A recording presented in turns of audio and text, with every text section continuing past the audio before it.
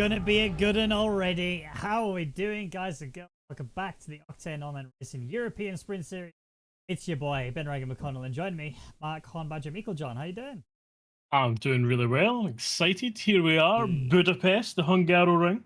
Yeah, we So won't talk good. about my race earlier, because it was a bit crap. I want to know intimate details about your 15-second penalty. No. There's some, let's say, differing opinions about the penalty that was issued to me this morning. You know, stewards are always right. Go with always right. So, I deserve the penalty. I will take my slap on the wrist. There you go. Other good news. Assume the position. Other good news. If you remember back to last week when we were commentating, Jonty pulled off the most insane race win ever. If you haven't seen it, go and watch it. Phenomenal. But in the process of doing so, I actually spilled beverage all over my keyboard and completely broke it. And then in the second race, my mic stand broke. Hold up for a second. Apparently your mic's cutting out on stream. Oh no, it's because I need to I basically moved my PC over, and so the sensitivity of it is a lot higher. I mean, it sounds good to me, so I will fix it. Don't worry, chat. I will fix it. I think it's because of the noise gate. So if I do that, that should fix the problem, but we'll see. Yes, so having the keyboard fixed now. Well, I say fixed. I got a new one. Look, here you go. Nice little beauty. 60% keyboard. I think it's a 60%. Something along those lines. I think they're called 10 keyless, but yes. This is, yeah, this, I'm not going to tell you the brand because I don't know. But also because we're not sponsored, so screw them. And my mic stand is fixed. I've given it a more permanent solution, although I'm pretty sure my more permanent solution is still very temporary. So there should still be less death, which is always good news. But until Jonty does something and then everything goes to pot again. And he's actually racing today as well, so there's no getting out of this. There's a good chance my keyboard is going to fall over and die. However, we are now going to go over to the broadcast of the race. So, turn the volume up so you can actually hear the game. There you go. Oh, don't say it like that after everything that was just said in chat. What? The game. Oh, my bad. Beaker. Good evening, J-Bot, Princey, Bad Ducky, Big Worm, Beaker, Tiger Racing, Alex Crawford. Have I missed anyone? Rolling. Altruit. Hello. And Gareth. Hey, boy. Also, Gareth wasn't even meant to be racing today, but he's finished work early, so now he can. Now we can all enjoy his splendid racing ability. Yep, we get to go on a stroll with the walker. Yep. Well, I am disappointed because Darren King told me he was going to be racing today, and he's not. So, disappointment. Unbelievable. All over my face. Unbelievable. Going to have stern words with that man. Yep, I agree. So, first race. Sorry, let's just recap, shall we, of the Asia Pacific region. So, the Asia Pacific region had rain in like the first two splits. It was crazy. Qualifying was all over the place. Race was all over the place. Slip and slide was basically the moral of the story for those. And yeah, really good, high quality racing. Safety car in almost every race. I think there was like one maybe where that didn't happen.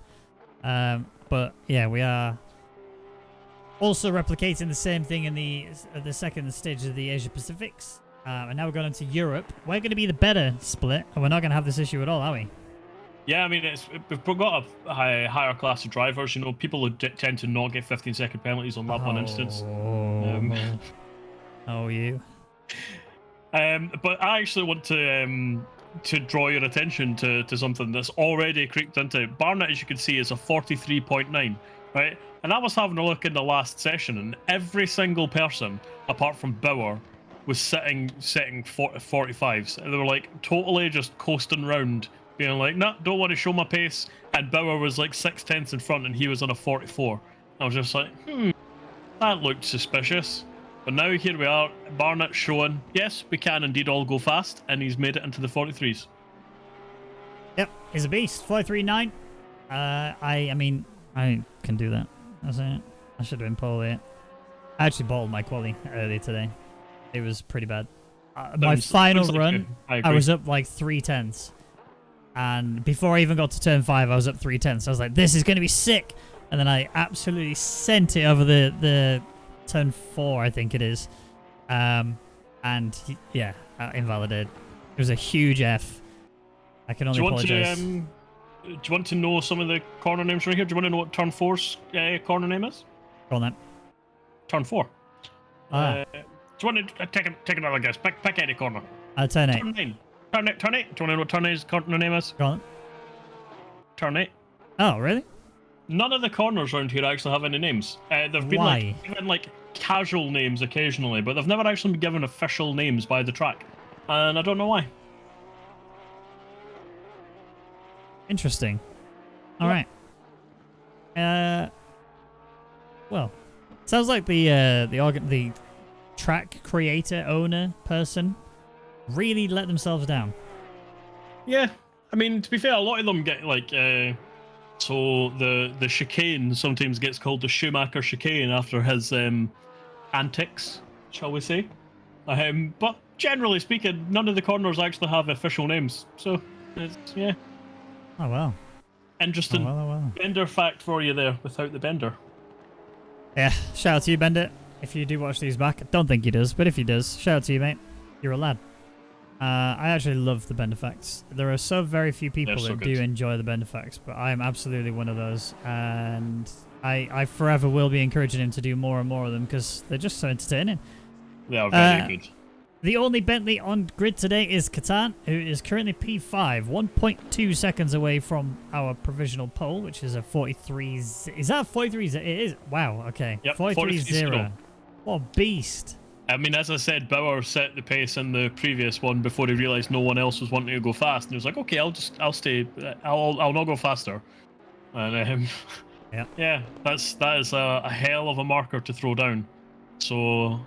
Give me a hell. Give me a yeah. Oh, hell yeah by Red Theory. What a tune. You're welcome. I am. See how quick I was at getting that?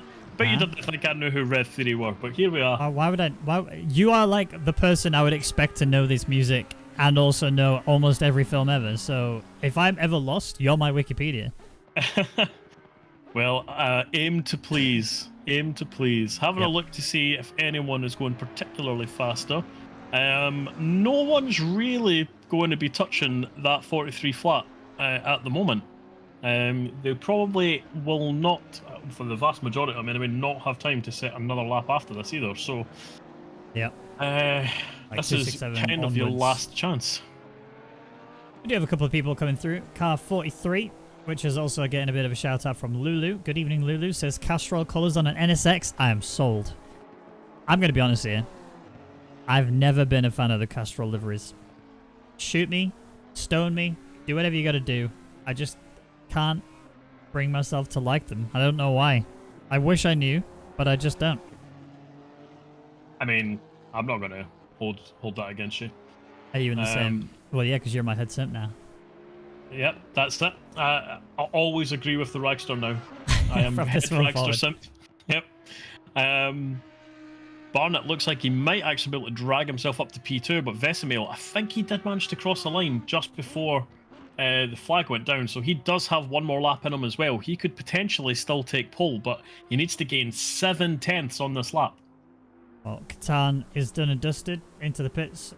P6 at best. Fredrickson has just run out wide and invalidated and is now going to get out of the way for car, I believe that was car 18, which would be Adrian. Oh, look at that. My eyesight does work. Has been confirmed. He is currently P7.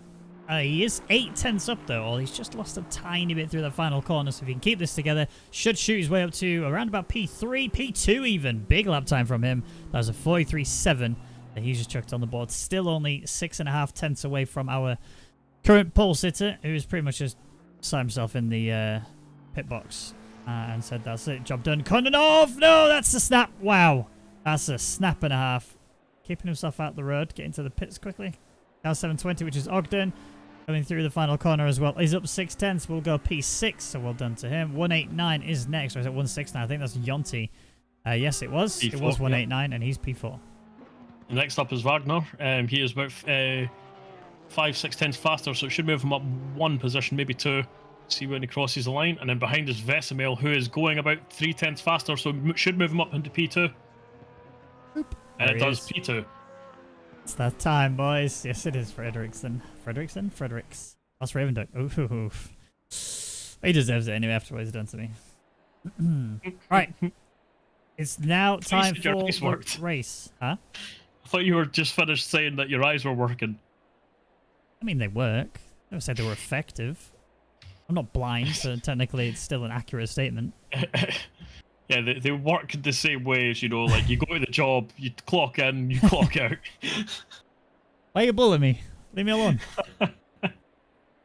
Oh, we have to look at the WoW car. This is the only thing about the... This is the only thing I don't like about commentating OOR, is I have to stare at this infernal, horrible car.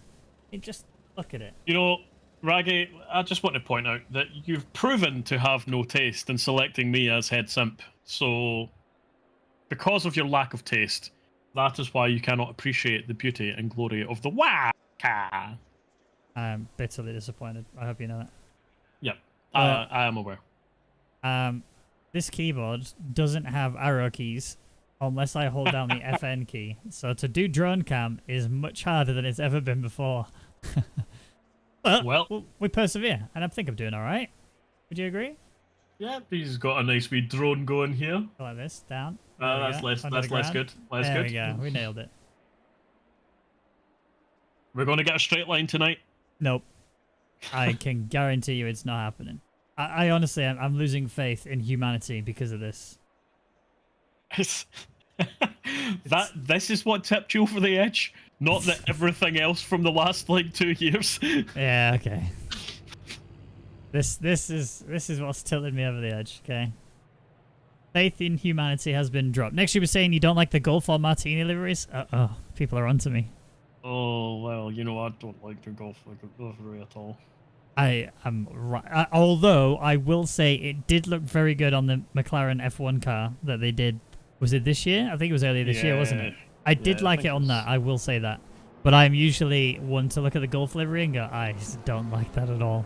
I also did not like it on the F1 car either. Get in the bin. I don't like the Martini liveries. I will say that. I do like the Martini liveries, but I like some of the Martini liveries. But yeah, the golf I feel like ones, these no. liveries are just people. People go, yeah, but they're classics and they have like exactly racing people, history and stuff. but they were like they didn't look good at the time either. But it's just like because they were successful, they're like, oh look, it's the classic successful livery, and I was like, but it looked shit. It's like the Braun GP livery. It's okay, don't get me wrong. It's just not my cup of tea. I actually really like that livery. What is wrong with you, man? Oh, to be fair, like again, from watching that season, like, and then seeing like Jensen, like, because like the thing you have to know about that season as well was that it was like Jensen was like one of my favorite drivers, and it looked like he was not going to be an F1 anymore, and that really was like heartbreaking. And then to have the car get bought, like the whole company come under Braun and then get it on and get it done, and then you actually get to see the car come out and then do well, it was just like, oh man, it was so good, and it looked interesting. You know, it wasn't exciting, there wasn't like much going on with it, but it was basically just white with like, you know, some neon strips up it. It made it look quite sweet. But just the whole story and the whole reason of that, and this is exactly what I was saying with people about golf, and it's the reason why they like the Golf and Martini, is because like they have that fond memory. It's like, oh, this is the thing when it was classic. It didn't look good at the time.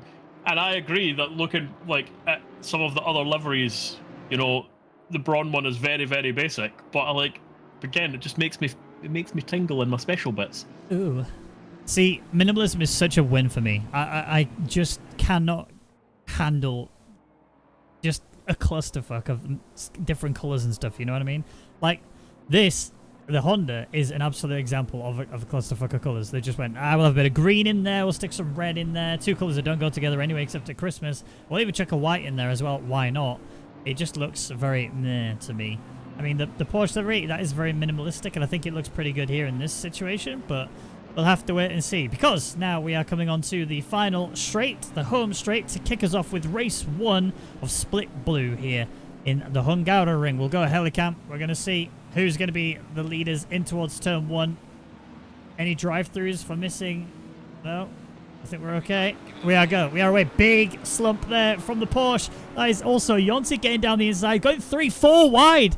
All the way down towards turn 1. This is going to be a disaster. There's a bit of a touch between that. I think that is Barnett getting his nose stuck in there. He's going to go deep into it. The Porsche gets a little bit of a tickle on the Aston Martin. He's going to run out wide now, and that's going to stop him from being able to gain anything. In fact, he's going to lose some, because here comes Gareth Walker, the only Ferrari on the track today, getting himself a freebie, and might even have a little look-see around the outside of the McLaren. He needs to be careful he doesn't leave the door open, because that Porsche will snatch it, but the right-hander coming up next should mean that he can keep that position locked in. And a big slap again there. That is Vesemir. He's really struggling. Yeah, Vesmel's fell down the order there from that turn 1, just getting ran out wide a little bit from the 4 wide incident. But you know, he can still recover this. He's still lots in it. But Yonti, what a great opening lap he's just had. Oh, straight up to P2, easy slaps. Yeah, not a problem at all. I mean, now he does have the issue of, well, Bauer is the race leader. He was incredibly quick in the qualifying session, and that is usually a bad sign if you're one of the drivers. Think back to Bathurst. The last time we saw Bauer actually starting on pole, he was like 50 seconds up the road by the time he then took himself out of the race, but still, you know, that's what it is. So yeah, hard times ahead for some of these guys. Salt in the winds. I mean, you just got to remind people. Yeah, I mean, to be fair, you know, we know that he's incredibly quick, and it's his consistency that's always been a problem.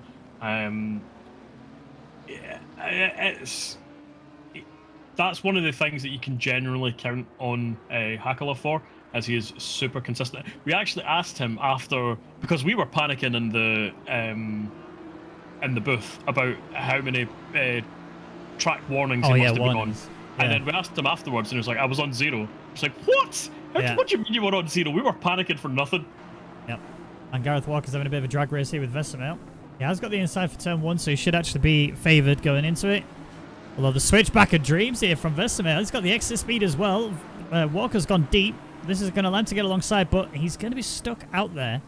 You don't really want to be on the outside for this corner here. He's not been able to keep the momentum to stay alongside him, so he will just have to slot right back in behind. And this is a very difficult track to overtake. Trust me, I was feeling it earlier today. But you know what? It is still a really good chance. I might even see a bit of a send here. Oh, he had a look. Can't get it. That would have been brave. That would have been very, very brave. In an F1 car with infinite amounts of grip, yeah, you could pull that off. And a GT car, oh, that's going to be death. Boy, have I got a clip to show you from earlier then, because I pulled off a beast overtake down there. Vesemir, Vesemir, no. He's going to try his best to try and get him again, but they're so close, and Vesemir has got that pace, but he really struggles when it comes to those lap 1 openings. I've seen him many a time have it where he just either gets tapped by other people or he gets a bit too deep, and he's literally pushing Walker along here. Yeah, Vesemir really did have a really poor first lap, but to be honest, it was kind of his own fault. He just didn't get the lights right, and he was getting mobbed on the straight, and then that pushed him to the outside in turn 1, and he got the contact and ran him out a little bit. So it is kind of all of his own doing right now. Yeah, and now because of all this fighting. Yeah, exactly. Because of all that fighting that's happening between these guys here, the McLarens of Thompson and Kononov, they're around the back of it. They will not hesitate to go for a send, especially towards turn 1. Yeah, contact from Kononov. Let's have a quick look exactly what happened. Into the pit barrier there. Oh, okay. Yeah, I think the stewards would probably deem that to be on Kononov. But we'll see. We'll see what the stewards decide. But after lap 1 is complete... Oh. He is right on the booty of Yonte. He was again pushing him along, just trying to get something. But nothing sticking. He was honestly bumper to bumper there. But again, had to back out because it's so difficult to make a move into that corner. I think Adrian just got himself a warning off that. He went a bit wide through turn 3, which kind of compromised him just a touch. But yeah, he's getting very close to the back of Hakala. I've actually been racing with him in open lobbies over the last week or so, and Adrian really has...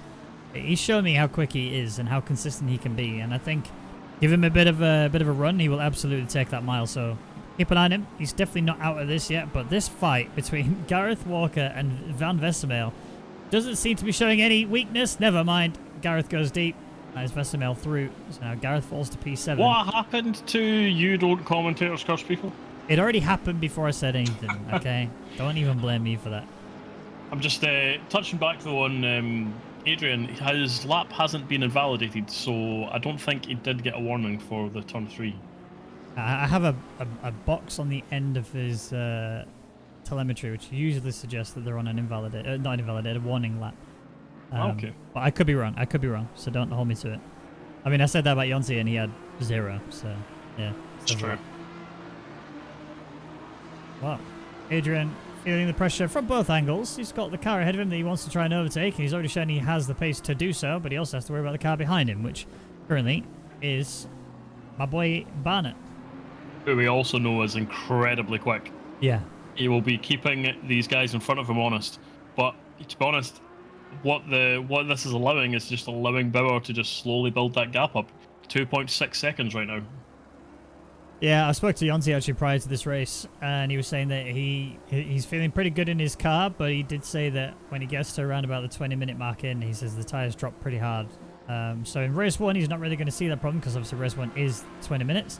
Race 2 is where he's going to notice that problem. The back end is going to get a fair bit more lively. And let me tell you, when it happens, it sucks. Yep, nothing going for a lively back end. Nope, definitely not. We got Barnett here. He's actually certainly found a fair bit of pace. I don't know if Yonti's lost pace and that's backing up Adrian into this, or if Barnett has found it.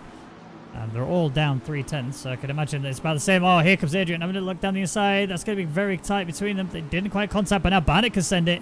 Looking for the right-hand side. He's got the inside into the corner. This will be favoured for Barnett now. He just needs to make sure he doesn't overshoot the corner and send into the side of Adrian. They're being squeezed to the edge. They're keeping each other alongside of each other, going into the hairpin.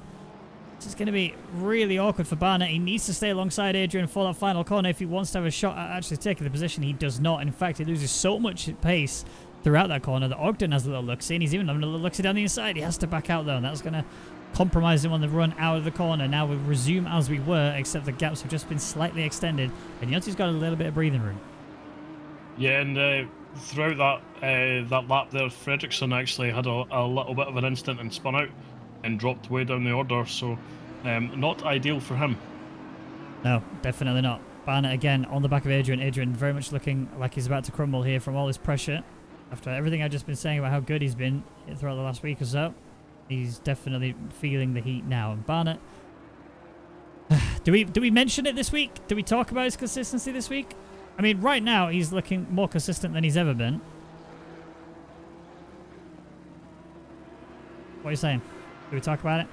I think we should talk about it. Okay, fine. Well, I'm letting you talk about it. Why? Because you want me to be the bad person that jinxes him? Yeah, yeah. I don't think that's very fair. I think that's bullying. You're not jinxing Barnett, you're just helping Ogden and Vesemel. Is that your way of getting me to do it? I don't understand. Yep. Okay. I don't think I want to do this. I think this is... You know what? No. I'm not even going to mention Barnett. I'm going to let him take his race the way he takes it, and we'll Probably enjoy for it. the best, seeing as he has just lost, like a second to the guys in front, after you brought his name up. So, I'm not taking responsibility for that. But actually, at the same time, though, Adrian's closed in on Yonti, and Yonti's only a 10th down, so it's not that he's going slowly, it's that Adrian's going quickly, and this is kind of, well, look at it. Look how much this has happened as a result. I mean, you got Bauer, who's built up that 3-second gap already, almost coming up to 3.5 now. So Bauer's basically punched his ticket to get out of here. You can see Yonti just trying to pull away as much as he possibly could. He's having to worry about the guys behind. It's just not there. He has checked out, but right now, to be honest, it's looking like Thompson's having a little bit of a look on Walker. He's trying to go up the inside. He looks like he might make it stick. What a beautiful line he's just taken, and nothing really that Gareth could do there. Nope, and Gareth might actually get mugged again. Yeah, Catan having a little look-see here, so a quick peek at this. As Catan's going down the inside, that was never going to work. No. And the Honda misses him, so does the other one. Then the Nissan's to go around the outside, and the McLaren goes down the inside. I think the McLaren actually stole the position there. He did, yeah. Kononov managed to gain on parties. So, nice little freebie there. I bet Reggie likes the Earth car livery. I don't actually know what that one looks like. I'll have to... The Honda. It was... when was it? It was a while ago. Somebody will have to DM me on Discord so I can have a look at it. Reggie's favourite livery was the James Hunt's Pure White Hesketh. Don't know what that looks like either. VTech Power. What's up, guys? Hey, Jay. How you doing, buddy? It's good to see you. Hey, Ike Guy, and hey, Chris. How we doing, guys? Took my second coveted vaccination today, and my arm is hurting like a bitch now. No driving anytime soon. F. You know what you could do? You could just dig deep. You know what I'm saying? There's the curse. It wasn't a curse. I didn't do anything wrong, although that was very nearly Vesemil spanking the back end of Ogden there. Yep. And through all of this, it looks like Fredrickson's had another spin out of the same corner, just hitting the chicane wrong and have an instant, so he's well down the field right now. Well, it's the downside to being an Audi, and the Lambo has a very similar problem, is the bottom of that car is so easy to hit those curbs. And I think cars like the Bentley and other cars that have got like higher ride height, even the Porsche to an extent, are actually pretty good at just munching those curbs up and going, ooh, we'll have some of that, we will. And tasty. Then, yeah, very tasty. Adrian is looking like he's feeling a bit tasty. Oh, Yonti, that back end, I'll have that.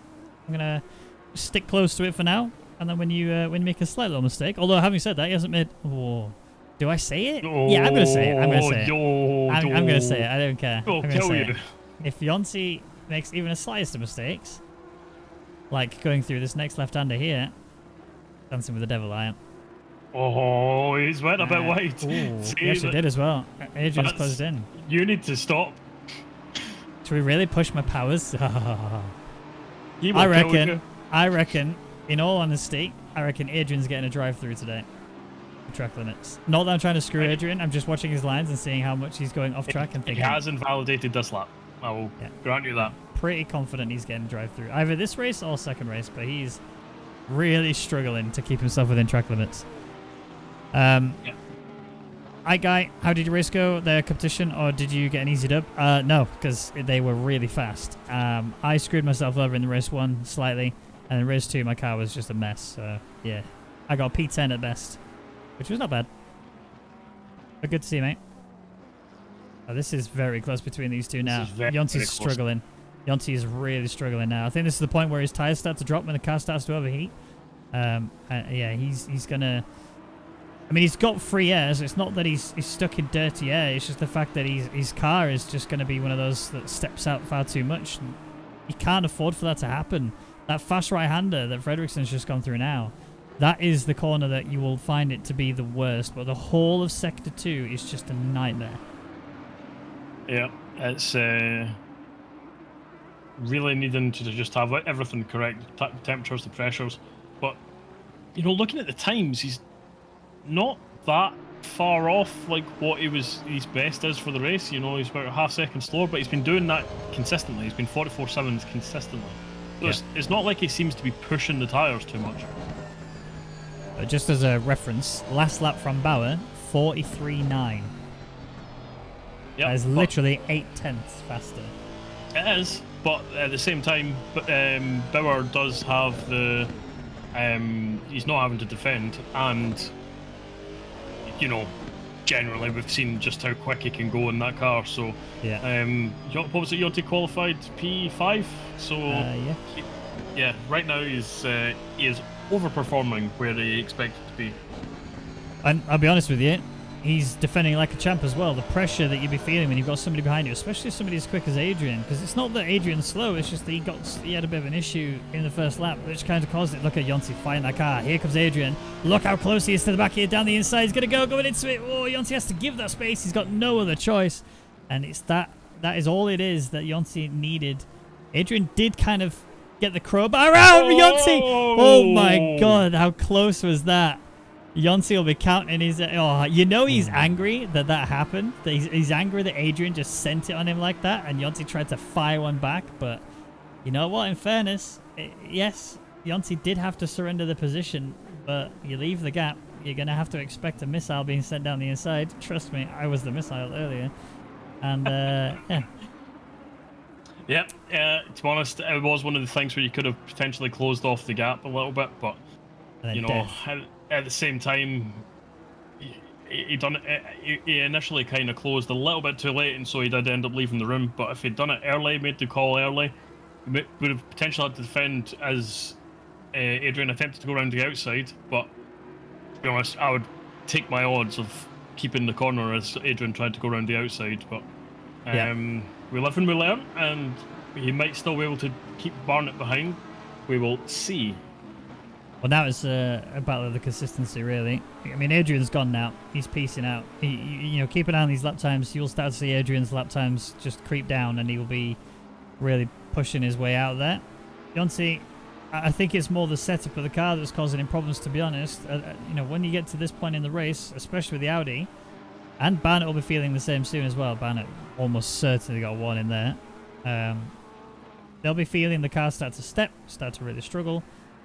Whereas the McLaren, for example, behind should actually be pretty good. They are so stable when it comes to the rear end. So, yeah, be mindful here. Ogden will start to get some pace, and I reckon he might even snatch a position or two here. Yeah, he's got every chance really. He's right in this fight. Vestmail as well. He's you know, had a terrible start, but he's in realistically a fight for a podium. So. Still not all out for him, but he's got a lot of work to do if he wants to get that podium position back. Yeah, I mean, this train of cars for P3 onwards, it goes down to P6, is really starting to heat up now.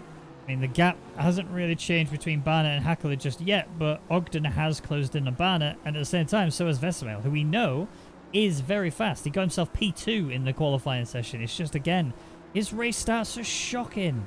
That's the main problem. If he fixes that, he will then be able to take his performances and actually push himself way further than he expected. Yep. And as you say, it was just the lights went out and he just wasn't there, but he's now going for it on Ogden here. He's trying to make it up, and he's getting up the inside of the chicane. That is going to a little bit of touch, but to be honest, I would say that's kind of fair. That's, you know, he did definitely make the corner for the first chicane. And realistically, at that point, Ogden probably should have backed out. So 2 into 1 does not go. And the contact realistically wasn't much. I would say that's a fair overtake. Yeah. I'll give you. You know what? I agree. I think going into the first part of the chicane, he was alongside. It was a tiny bit of a dive bomb, but not really that much. The McLaren trying to stick around the outside through there. I get he didn't want to relinquish the position, but at the end of the day, he hadn't really got much of a choice. Luckily, though, Vesemel is a super quick driver, so he's already on the back of Barnett. The gap is around about the same between the 3 cars. Obviously, Ogden is still in this too. He's definitely not a million miles away. He's a bit further back than he expected to be, but I think mainly that's down to that fight that they just had. And now, you'll see the Porsche going through sector 1 and 2. That's the area where that car is going to properly kick off. The area where the grip is needed more than anything, especially sector 2. And you'll see him close right up onto these 2. Yep, and to be honest, I feel good about Vesemel. I think he might actually be able to take Barnett before the end of this race, which we've got 2 minutes to go with. Yep. And that's the thing, though. We literally say this every single week. But, you know, one thing to catch up to someone, it's another thing to then pass them. I mean, he's already caught up to him. And if Barnett does crack even slightly, you know Vesemel's going for it. And Adrian's actually not feeling too fast now. He was pulling away quite rapidly, and he's still faster last lap than Yonsi was by a 10th.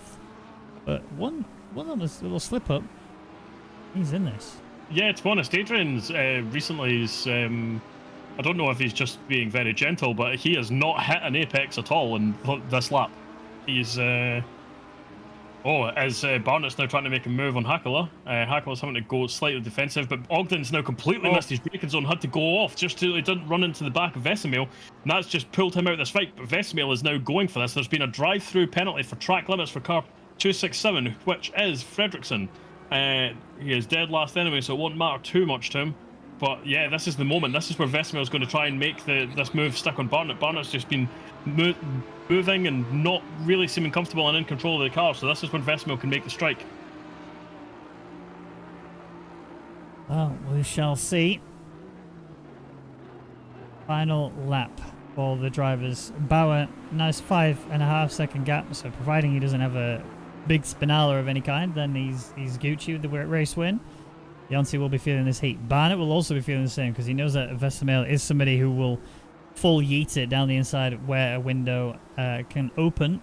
Ogden is praying that one of these guys takes another one out because that's a nice couple of freebies and he'll happily take a P4. We do have a drive-through for Fredrickson, like you said.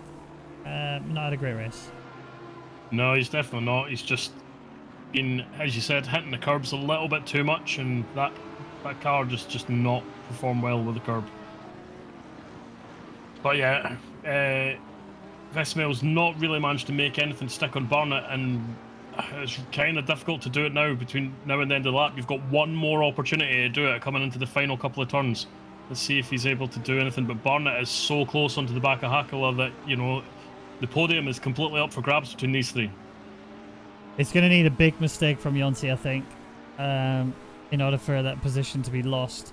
Vesemir having a look down the inside, just trying to scare him offline. It's not worked this time. He only has a couple of corners left to go before we get to the point of where you will not be gaining anything. A big run around the outside. That's way too deep for Barnett. Vesemir will slip on through, take that position. And Barnett might have to look down for a missile. He's already got his nose peeking. He has backed out of it. And Vesemir does take that P4 away from Barnett. Our leader has finished the race and taken P1. Adrian takes P2. Yonti Hakala taking P3. Vesemir P4. Barnett P5. And Ogden Yonti Hakala. You know what I meant. It's Yonti to me. It's Jonas Hakala. Whatever. I'm sure you'll be fine with that. I think I'm a good luck charm. Vesemir, I will give you my bank details and you can drop me a little you know, cheeky fiver in there. I said that you were going to catch and overtake Barnett. You've done that. Final few corners. Called it perfectly. Well, you are a nice guy, aren't you?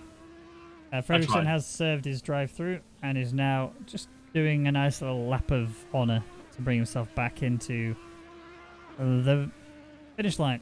So this is going to be a two-car shootout for who's going to get P13. Because remember, this is reverse grid now. We are going to be going into the race with Bauer in P12, Adrian P11, and then Jonas Hakala, I will say right this time, in P10. Quick maths. To be honest, I quite like Yonti Hakala. I mean, it's better than Jonas Hakala, isn't it? Jonas Hakala. Lord, that's rude, but I like it. Yeah, all right. And Fredrickson here is making it across the line, and that is the session over. So, as we say, it will now go into qualifying 2, which will be a shootout between himself and Catan. Yep. You can do a faster lap. I mean, realistically, you start alongside of each other anyway. It's kind of... Yeah, I mean, really matter. Realistically, it's more useful when there's more people, but... Yeah. I mean, this is kind of... I mean, it's still useful, I guess. Just who's going to be where. Who are you putting your money on? Who's getting P13? Fredrickson? It's going to be Catan. Alright. Did he beat him last time? Do you remember? Yes, Fredrickson qualified but now last. I have to admit that the Bentley's a better car. Yep. You have to let Melissa know here and now. I refuse. That the Bentley is going to come out in front. I refuse. I've told her far too many times that this car is a piece of boat. And it is just a rubbish car. It's a good job Mullock's not watching because he would have me as well. He loves the Bentley. It's just such a horrible car. It looks horrible. It's floaty.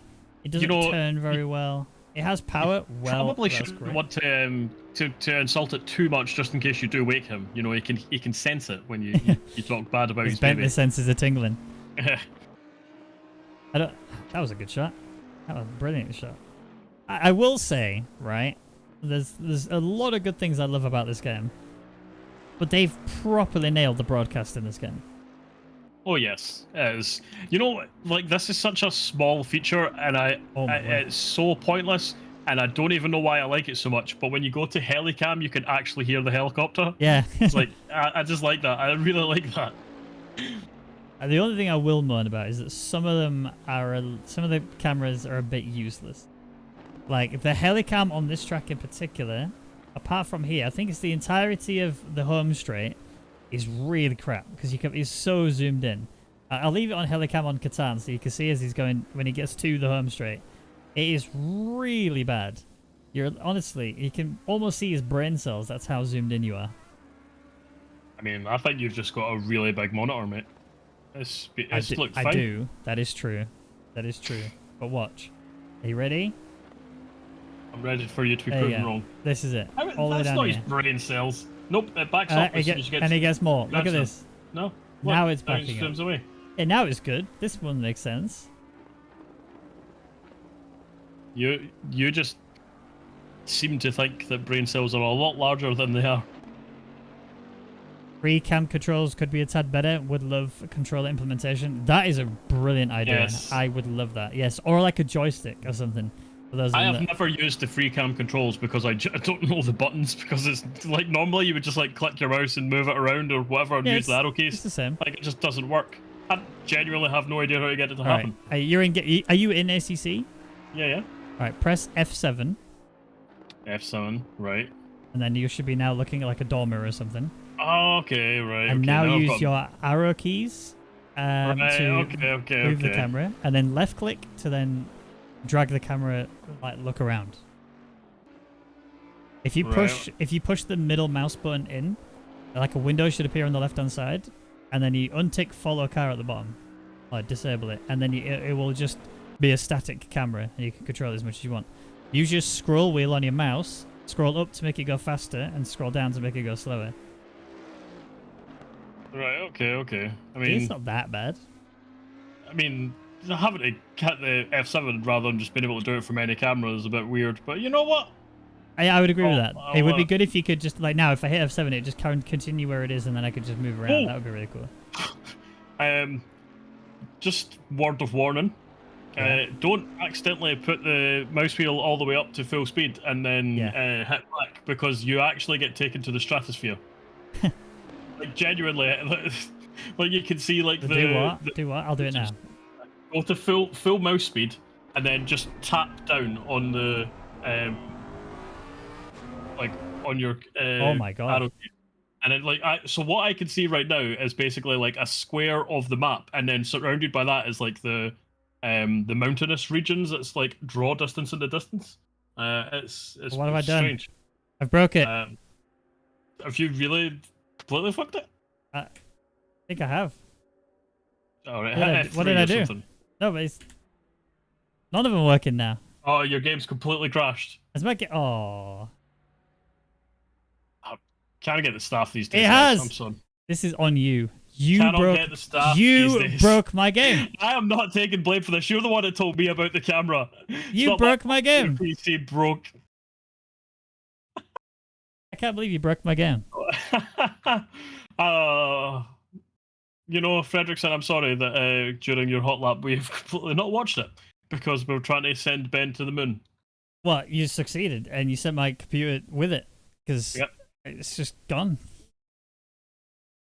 I cannot believe You're welcome, you did chat. You're welcome. I am bitterly disappointed. Talk amongst yourselves, chat. So here we go. We're getting a lap in here from Fredrickson. Catan's not set a valid one, but he's on his way and he's going pretty quick. Fredrickson there's a 146.2. So track conditions are different to how they were, but Catan is immediately smashed at 144.7. So that's second and a half that Fredrickson will now need to find if he is to try and move himself up that one position to start P13 rather than P14. Alright, remind me never to trust Badger ever again. I mean, I think Gareth's right. Raggy is just blaming everyone other than himself as usual. It was you. I think you deserve a 15-second penalty. I'm so upset about that penalty. I don't want to talk about it. And all of you are wrong. I'm right. Okay? I haven't watched the instant yet because I wanted to support you in this trying time rather than find faults in your driving. That's a good head simp. Yep. You can have a treat. Try my best. I'll give you a baby. chocolate. Oh, baby. Mum and Dad, calm down. From your normal chocolate dispenser. I will turn this stream around. Alright. Sorry, son. DQ for Raggy? No, please. Stop bullying me. Why are you bullying me? Alright. Fredrickson is up 6/10. But it's Are currently you not back enough. again? I am back. I'm in. I'm in. Oh, I'm not streaming to you. My bad. It's all good. All good.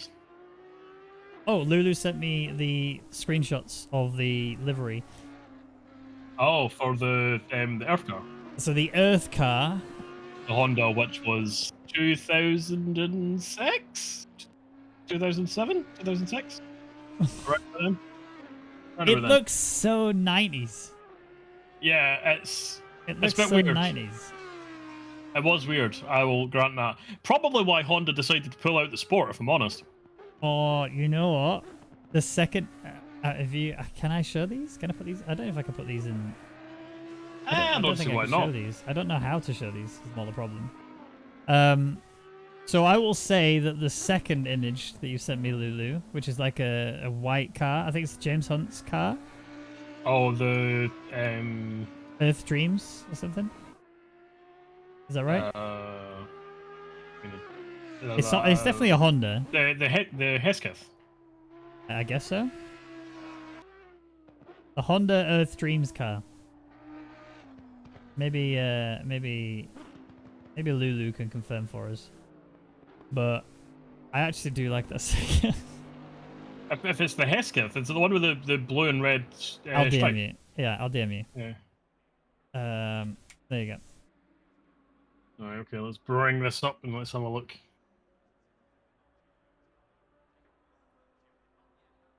Oh, right. Yeah. Okay. Yeah. You see now? Yep, that's not the car I thought we were talking about. Well, that car is actually a... I do like that livery. I'm not going to lie. I do like it a lot. So, yeah, deal with it. Sorry, Lulu. Unfortunately, I do. I don't like the first one, though. That other one looks like it's straight from the 90s and it looks horrible. But the second one looks genuinely nice. Guarantee you it was in the 90s. It was probably about 2006, 2007. Looks like an 80s pair of trainers. It actually does. You know what? It does. I just thought I could show you the thing, but I can't now because we're going into race 2. The race 2, for you people who don't know, is a 40-minute long race, but we'll be having the top 12, the reverse grid from the results of race 1. So Bauer, who won the race, will be starting in P12, and then P2, which was Adrian, so he'll be starting P11, then Yonti, then so on and so forth. Except when we get down to P12, and then we'll have the remaining 2 people who were Catan and Fredrickson. Catan did set the faster lap, so we'll be starting P13, and P14 will be Fredrickson, who will be starting in there somewhere as well. Although, where did Schultz finish? Schultz was P12, if I remember correctly. So I believe Schultz will be starting on pole.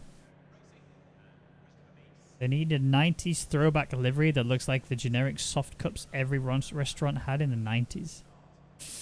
Is that an American thing? I don't think that's a British thing. That's an American thing, right? I think it just means the red plastic cup. Yeah, but they're just shot cups now, aren't they? Isn't that what... Not shot cups, beer pong cups. Isn't that what they use for beer pong? Yeah. I just don't understand why that... Like, it would just be a red car, then. Like well, yeah. Just a straight red with, like, a white outline. Alright, what is your favourite livery of all time? Is it the Braun GP, or is it something else? Right. Can we pick any livery, even if it never raced? Yes.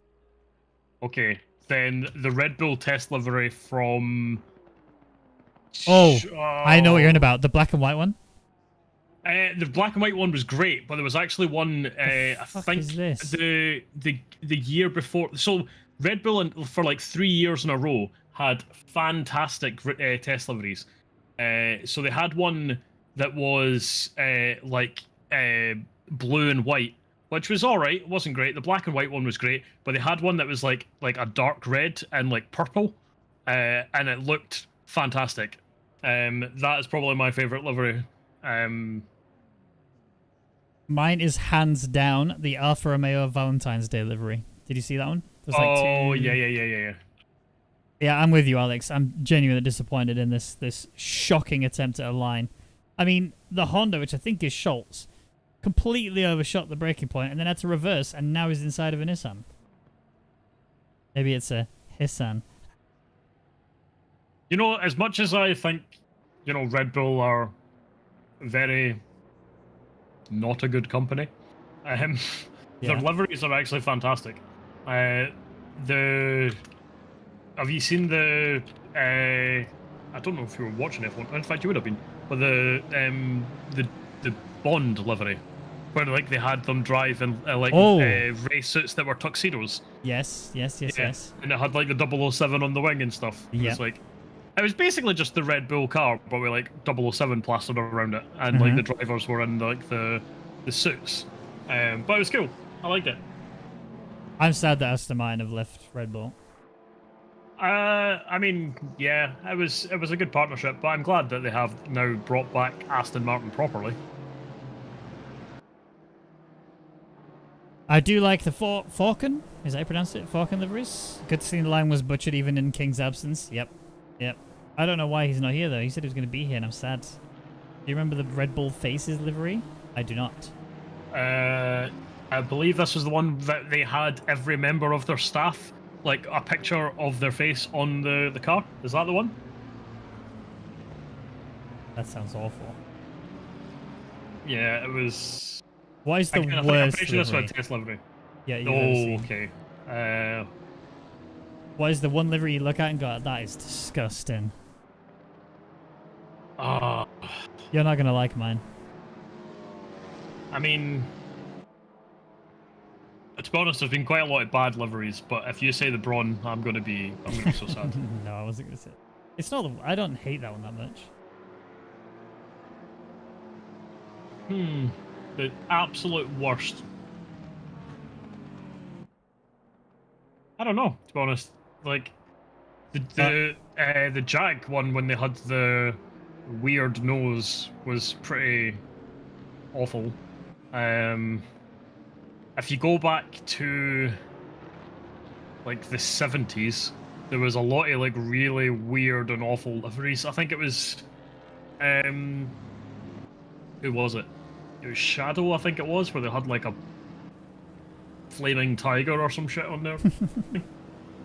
Well, you have to hold that thought because we're in race 2 and we are about to get started. It's Party who's going to be starting us off in this race, and he's going to be leading away from Wagner with a very close Kononov behind him. We are away. Kononov gets a fantastic start. Look at him go. We've got 3 loads of 3 wides going on. Now it's become a 4 wide going on in the second row. A bit of contact further back. That was Yonti. Now there's more contact, more pinballing happening left, right, and center, but nobody has actually died so far.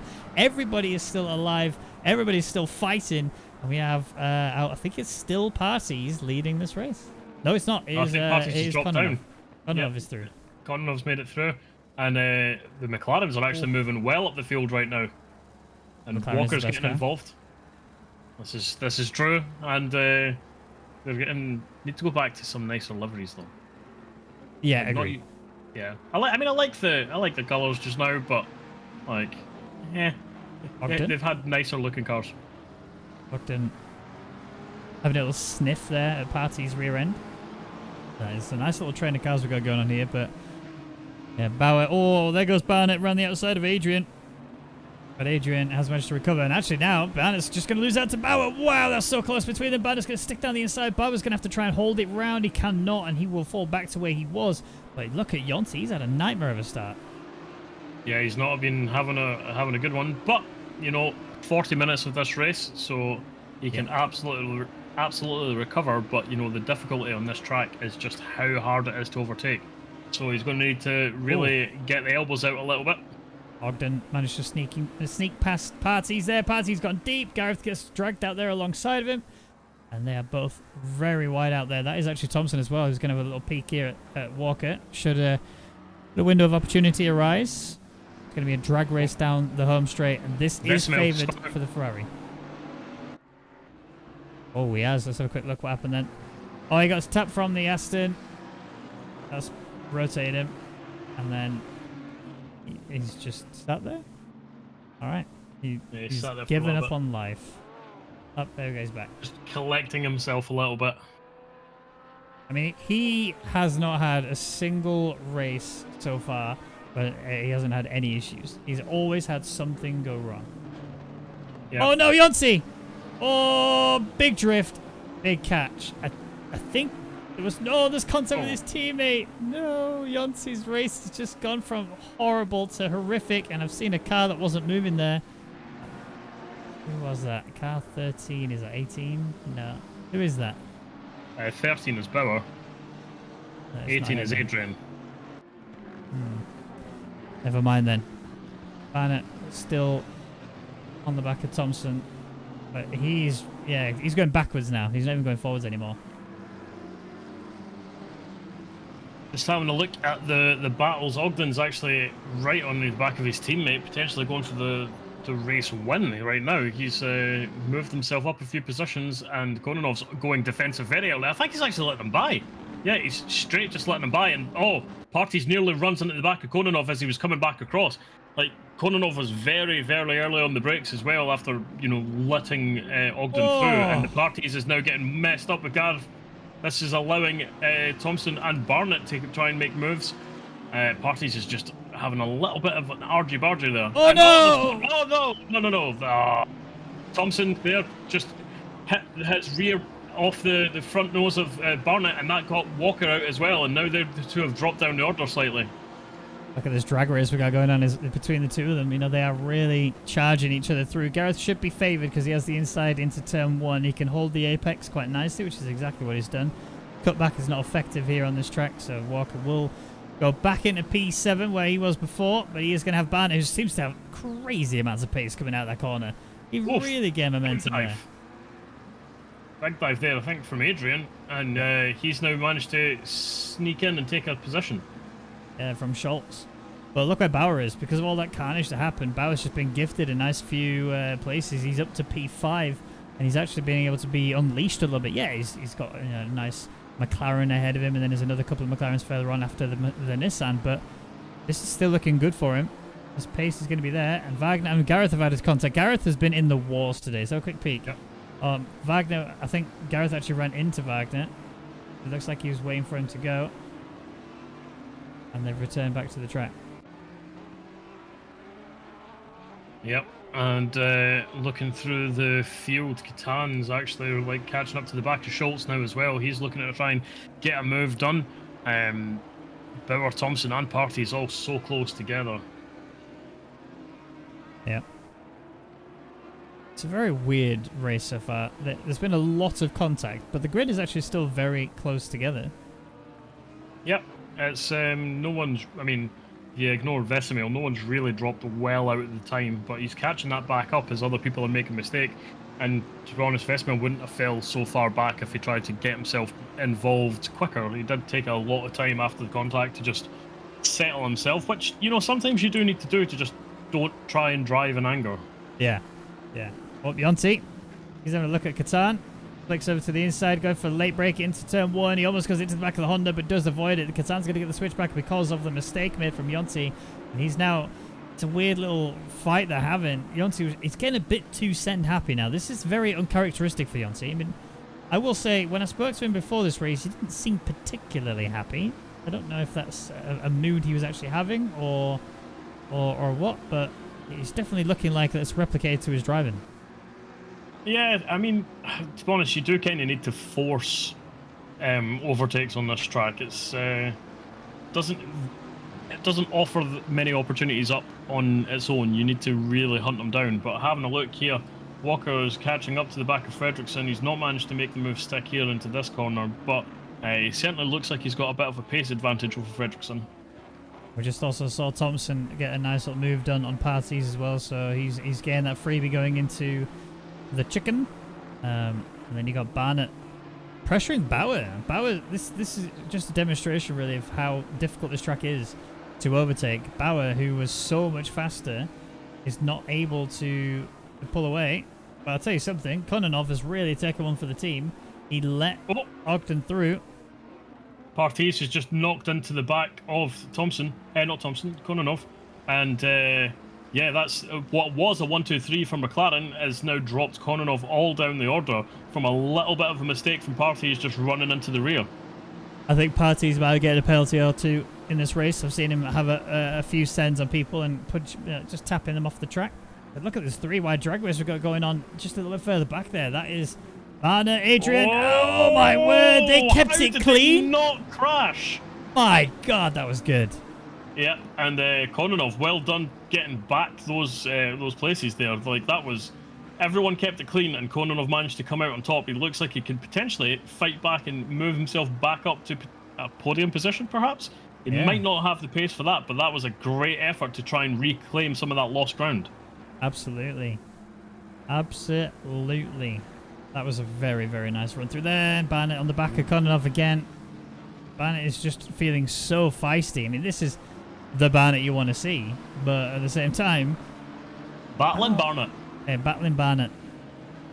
We need a better name than that. That's a bit crap. We'll come up with a better one than that. Brute, okay, Barnett the Brute. Barnett the Brute. No. We'll figure out. Take notes. That's how you pass. Yes, absolutely. That was Purdy. Oh. Mistake from Kononov. He's nearly lost it completely, but allowed Barnett to slide on through. But fighting back, he's trying to take the inside of this corner. Nearly managed to fight back, but Barnett's just got a little bit extra pace. He left them the space. Kononov managed to slot some behind, still in front of Adrian. Yeah, Barnett is very much counting his blessings that he's got a McLaren between the two of them, because obviously, realistically, the person he doesn't want to be fighting with is the guy behind him, that Adrian. But Barnett needs to now use this momentum as Adrian's having a little look down here, the inside of Kononov. The gap was open, and that is why he's here. This actually favours the Aston because they have better straight line speed than the McLaren, but the McLaren just has so much more grip going through corners that he might be able to stick this around the outside. Adrian goes deep into the inside, and that is exactly what I'm talking about. Right back through. Off he goes. Kononov, good heads-up driving there. Very big brain. Yep. You know, he's, as you say, he was doing really good. Oh, no, Adrian. He's been smacked into the corner twice there. Now he's losing so many positions. But as we were saying, he's done so well for the team. He let them both by without any issue and was holding up the rest of the pack. And that's allowed a decent gap for Ogden out front. Thompson's already been caught by Bauer. But, you know, the McLarens were well and truly clear until Kononov started getting... shall we say, a little bit of bump and grind going on. There ain't nothing wrong with a little bump and grind. I mean, you should ask Kononov that, because he just came out worse both times. I will say, team player of the day, Kononov, hands down. He has literally put McLaren onto 2 steps of the podium. I don't see how... And Bauer could obviously potentially get in that position regardless. But then after that... Oh, as he's doing right now. Yep. That looks more like Thompson went wide and made a bit of a mistake, and that just opened the door for Bauer. And to be honest, the pace difference between Bauer and Thompson right now, I don't think Thompson will be able to stay with Bauer, even if he doesn't make another mistake. But yep, just as soon as you said that, locked up his tyre a little bit, went deep into the corner, and that just opened the door for Bauer. Yep, definitely did. So, I'd like to report a crime. Was it a commentator's curse? Kononov getting destroyed constantly. Yeah. That's a murder. He was, he's been slapped around a little bit. Just a tad. You got Wagner and Walker. Walker with a huge send down the inside into turn 1. I mean, Wagner didn't want any of it. He was just, okay, go. If you're that desperate for the place, just take it. I didn't want it anyway. It's all yours. Partey's and Barnett, they've been going at this for a little while, but the longer that this fight continues, the more that the gap is just going to build up for the top 3 ahead of them. However, I mean, they're not doing badly lap-wise. In fact, Partey's... Oh, what move! And then that. Oh, that's... Yeah, that's a bit sad.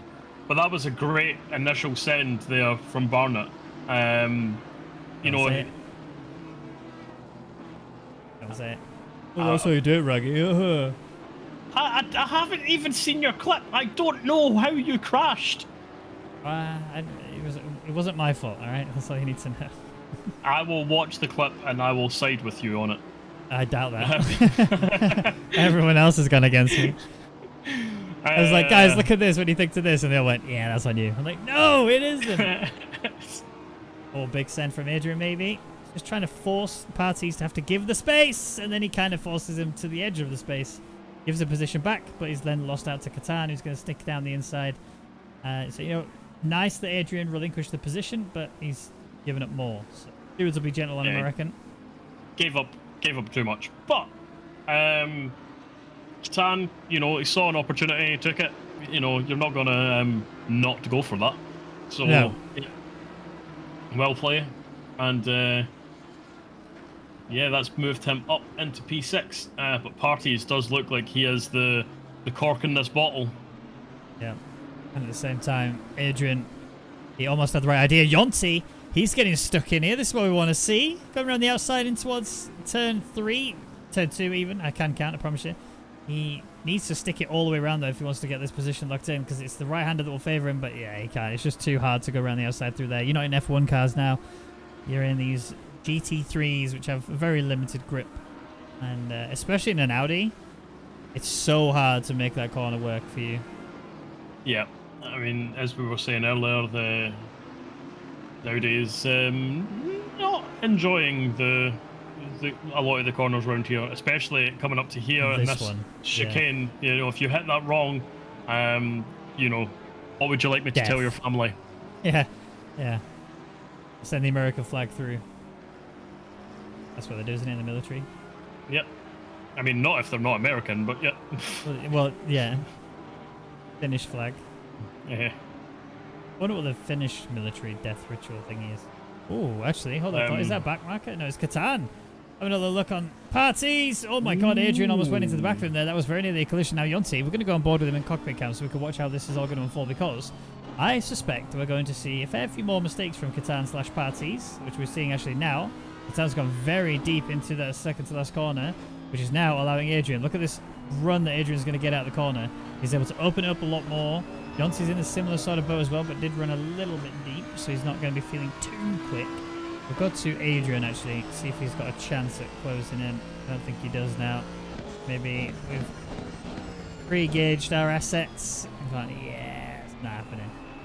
Vesmil, though, he made a beautiful move on Schultz just coming into the Sector 3 and the heavy braking zone, slided on up the inside, and he is now caught right up to the back of this fight.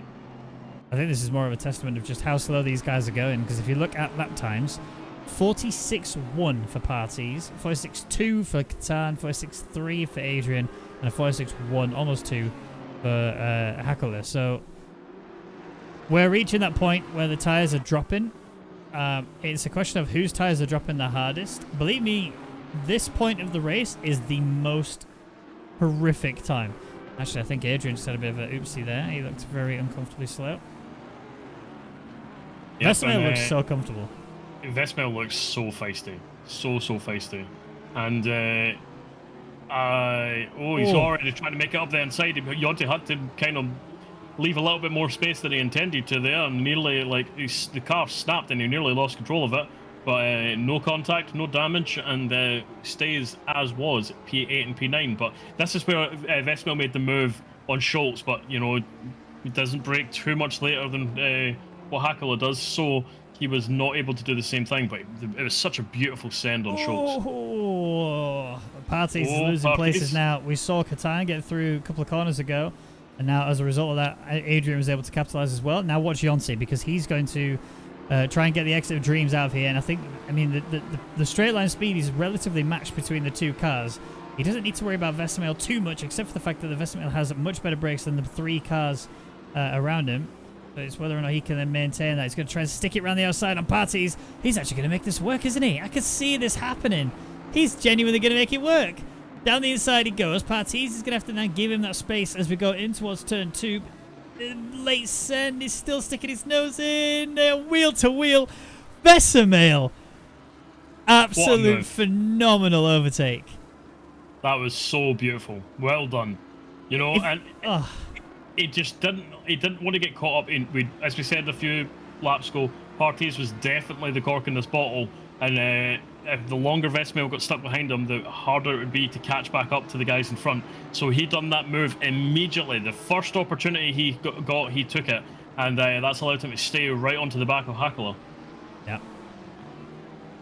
This is not the only fight that's happening, people. We do have a couple of fights happening on the circuit, one of which is a lap time fight between Ogden and Bauer. Currently, Bauer is catching race leader Ogden at literally a rate of knots. 43.8 from Bauer last lap, 44.7 from Ogden. So he is properly raking in him. He just needs and to, the gap that Ogden had over Bauer, once Bauer got past Thompson, was 5 seconds. So that's how much Bauer's managed to pull it in these final, last, 4 or 5 laps.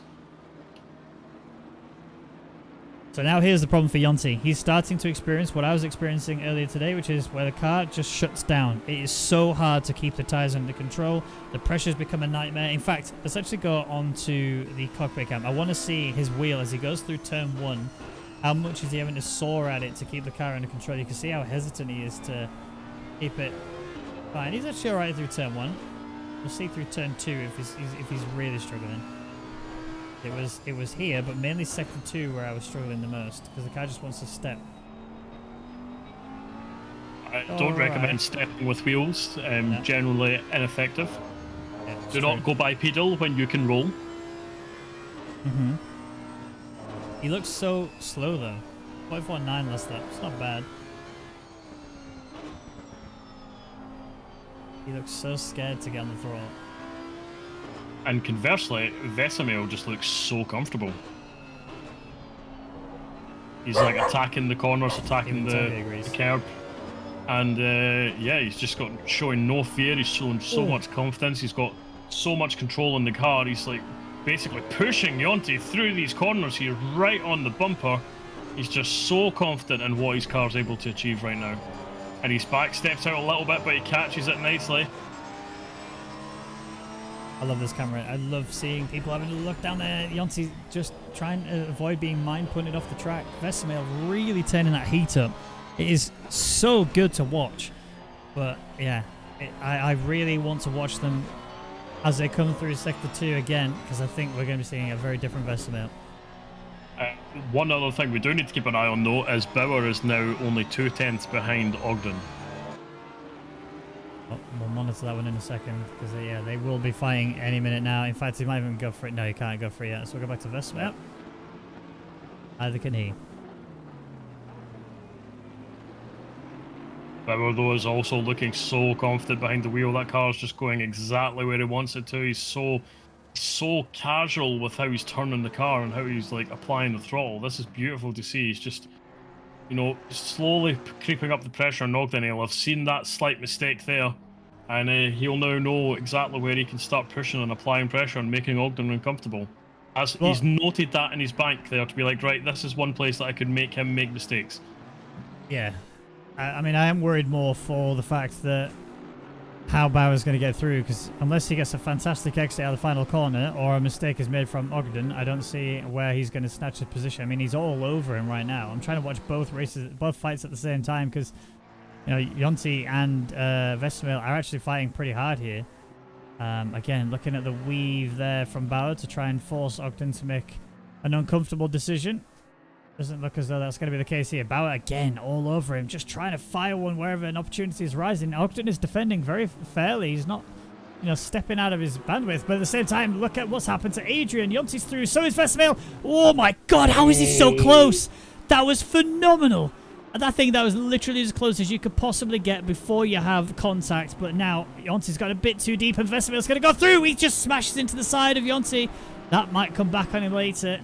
Yonti has lost also to Adrian once again, and our race leader stays as they are. Yep, Fredrickson again with another drive-through penalty for track limits. This is not his weekend. Yonti and Adrian are having a drag race, and I don't think this favours either driver. This is going to be all about the braking zone, which with Yonti on the inside should favour him. He's got that position back. He now has to worry about Vesemir. He did get pushed off there from Vesemir. So the stewards, I imagine he's probably called his car number out to have the stewards investigate it. Adrian having a little peek down the inside, but not going to get it there. Yeah, again, if I'm right and Yonti is driving angry, he's going to be driving even angrier now. He must be seething. Yeah, that's one of those things after such a good battle for so long, so many laps. it would leave a bad taste in your mouth how it eventually went down. Funds go to Raggy Machine for the split screen. If only. Yeah, I mean, I have got... No, I don't actually. I don't have it. I gave it to my brother. My old PC's gone. F. Big rip. Big ripperino. Nick Kononov has Gareth Walker looking to take a P11 away from it. I feel sorry for Gareth because he actually was looking pretty good initially and then he wasn't. But I do also want to give a shout out to Ogden because he is defending like a beast right now. He's slowed Bauer down by literally a full second per lap. Yeah, he has. But you know, one of the good and consistent things is he's being really defensive, but without being over defensive. He's not, you know, defending into corners that he knows he doesn't need to defend into. He's not costing himself extra time. He's just doing his laps, and then whenever it looks like there might be a moment or an opportunity, he's just easing ever so slightly. So it's like, I will make you go around the outside. I'll make you take the long way. And as we said earlier, this track is so difficult to overtake on under normal circumstances. Like you can see here, Ogden's just, he was defending the inside. He was like, if you're going to go for it, you know, you can. But like, I'm now pointing back towards the outside so I get a nice run through. And I'll get, you know, I'm not going to cost myself time. If you want to go the inside, it's there, but it's also kind of not there. You really have to dive and cost yourself a lot of time, and you really mess up your line to go that way. Let's just catch up on the chat slightly whilst this battle starts to heat up a little bit more. I don't feel I'm slow really, but never had tires melt after 20 minutes. Is it just car related? It's a mixture of things. It's more track than anything. This is a track which is very well known for destroying your tires, just because of how much demand it puts on the mechanical grip. Especially in GT cars, that's for sure. The other thing to think about is if your setup is a bit, just even slightly oversteering, your tires will heat up so much more. And I think that's starting to happen to Bauer because he's in, not just as he obviously having to handle the track in its current state, he's also in the dirty air. So the aero grip is reduced significantly, which means that he's now putting more demand on the mechanical grip, which is now wrecking his tires even harder. That's one of the reasons why when you see an F1, for example, they don't tend to fight for very long because they can't, because the tires just get absolutely melted, and it ends up being a pretty boring race in F1. In GT world, it's not as extreme because obviously they're a lot less aero dependent. There is a lot more mechanical grip in these cars, and they can be still pretty damn good. But it does mean though that they are a little bit more oversteering, so you have to be a bit more delicate going through trying to control these cars. Yep, and we've just had 2 penalties applied there. One for 10 seconds penalty for Gareth Walker for causing a collision, and another for Vesemil for causing a collision, 10 seconds also. That will be the Vesemil causing the collision with Hackler, we would imagine. Barnett as well has just been given a 15-second penalty for causing a collision. So, yeah, stewards are now bringing in these penalties thick and fast. Well, I mean, that's an instant 2 free places for Yonti and 1 for Catan, so he's going to be well has also just been disqualified for not serving his drive-through. Well, then, that's an F. I wonder if he even knew he had one. I imagine he did. I think he's probably just like, I'm last, and I don't want to continue. So yeah, I'll get DQ'd in the right way. Adrian on the back of Yonti. I mean, these two are effectively fighting for, what is it, a P4 position, P5 maybe? So they need to just sort of take it relatively aggressively. They want to pass each other. They do have 15 more minutes to go. Bauer is still stuck behind Ogden. Yeah, he is. I've been keeping an eye on this, and, you know, he backed out a little bit after he made a slight mistake, and he's just now reapplying the pressure. But as we said, Ogden is just being very, very clever with where he's placing his car, so Bauer's going to need to get creative. Yep. I mean, looking at it right now, he's got a pretty good run going in towards turn 1. This might be the opportunity that he's been waiting for a little while. He's going to try and slip down the inside, but he's not going to get it. Maybe the switchback of dreams is available for him. Nope, he's not getting that neither. It's going to be a good defensive run there from Ogden. A good exit through turn 1. Did not let the pressure affect him. And, you know, look at him. He's still race leader after, what is it, 5 laps, I think, that we've seen now. Much more than 5. Of them two just constantly trying to fight it out. So, you know, I want to just say, like a lot. Yeah, for me, driver of the day, Ogden. He is doing everything right. Yeah. You know, this is something we've seen from Ogden a lot, is he just has nerves of steel. Yeah. You know, he gets put under a lot of pressure, and realistically, it doesn't normally make a lot of mistakes under that pressure.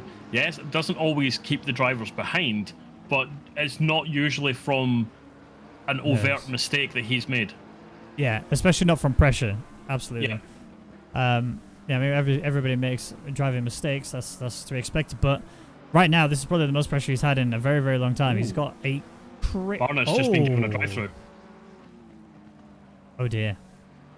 Yep. So that's not only does Barnett have a mammoth 15-second penalty, but he now also has a drive-through as Bauer's trying to make Ogden go really defensive, trying to make him move around the outside. He's just applying all sorts of pressure now, but again, Ogden's just keeping such a cool head. Yeah, this is going to be really hard for him to do anything about now. I don't know which car of these two